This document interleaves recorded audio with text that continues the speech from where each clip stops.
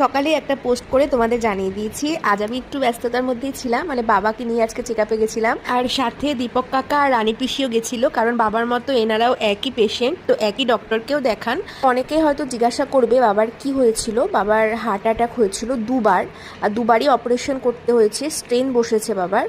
আর এটা বারাসাত নারায়ণা নার্সিংহোম থেকেই হয়েছিল সব। তো প্রথমে প্রতি মাসেই বাবাকে নারায়ণাতেই নিয়ে যেতাম চেক আপের জন্য, কিন্তু এখন যেই ডক্টরের আন্ডারে বাবা ছিলেন উনি এখন মধ্যমগ্রাম লোটাস নার্সিংহোমেই উনি এখন আছেন। তো ওপিডিতে দেখানোর জন্য আমি এখন ওই জন্য বাবাকে নিয়ে মধ্যমগ্রাম লোটাস নার্সিংহোমেই যাই।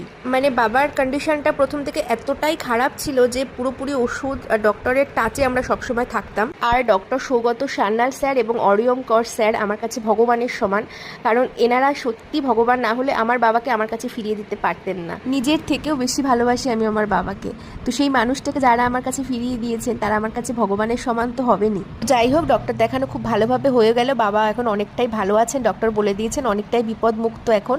সেই সকালে বেরিয়েছি, ফিরতে ফিরতে সন্ধে হয়ে গেছে, ভীষণ ক্লান্ত লাগছে।